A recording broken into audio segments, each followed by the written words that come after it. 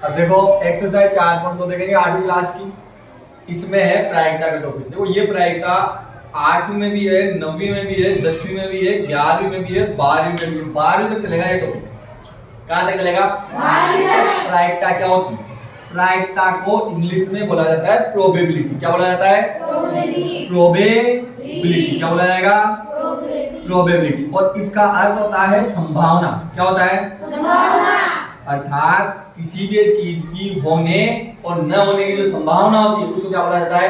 प्रायिकता। क्या बोला जाएगा? प्रायिकता। तो प्रायिकता को इंग्लिश में बोला जाता है प्रोबेबिलिटी, और प्रोबेबिलिटी का अर्थ होता है संभावना। क्या होता है? संभावना। इसका जो सूत्र है प्रायिकता का, वो प्रायिकता का वो सूत्र याद रखना है अनुकूल परिणाम। बोलो मेरे साथ, अनुकूल परिणाम बटा कुल परिणाम बटा कुल परिणाम।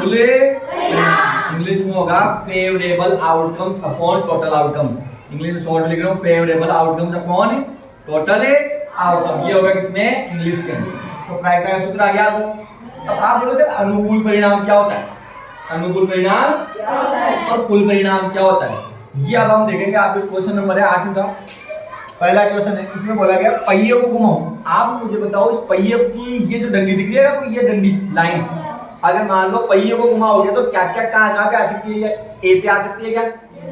बी पे आ सकती है क्या? सी पे आ सकती है क्या? डी पे आ सकती है क्या? यानी इसके कुल परिणाम हो गए। क्या हो गए? कुल परिणाम। इसके कुल परिणाम हो गए। कुल परिणाम कौन कौन से हुए देखो मुझे बताओ। देखो कौन कौन से परिणाम है, यानी मुझे बताओ ए आ सकता है क्या? बी आ सकता है क्या? सी आ सकता है क्या? डी आ सकता है क्या? वापिस ए आ सकता है क्या? जो ए है, बी है, सी है, डी है, ए है क्या? तो कुल परिणाम कितने हो गए? 1 2 3 4 5। तो कुल परिणाम आप कितने लिखोगे? 5। कुल परिणाम कितने लिखोगे? 5। आपको समझ में आ गया कुल परिणाम क्या होता है? समझ में आ गया? अब मान लो इसमें क्वेश्चन होता आगे है ये, मान लो इसी में आगे क्वेश्चन होता ए आने की प्रायिकता। किसकी प्रायिकता? ए आने की प्रायिकता। तो आप क्या करते? ए आने की प्रायिकता तो आप क्या करते? तो देखो क्या करना है आपको, मुझे बताओ ए कितनी बार है? ए कितनी बार है? ए के लिए अनुकूल हो गया, अनुकूल परिणाम हो गया। ए के लिए शॉर्ट में लिख रहा हूं मैं। बताओ ए कितनी बार है? 2। तो मुझे बताओ सूत्र में देखो अनुकूल परिणाम कितने हुए? 2। भाई ए कितनी बार आ सकता है? 2। ऊपर कितना है? 2। और मुझे बताओ बट्टे में कुल परिणाम कितने हैं?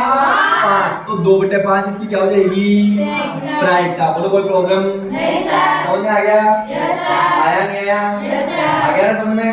अब अगला क्वेश्चन है, 2 सिक्कों को उछाला जाए। मान लो ये 2 सिक्के आपके पास, इन 2 सिक्कों को उछालो। 2 सिक्कों को क्या करो?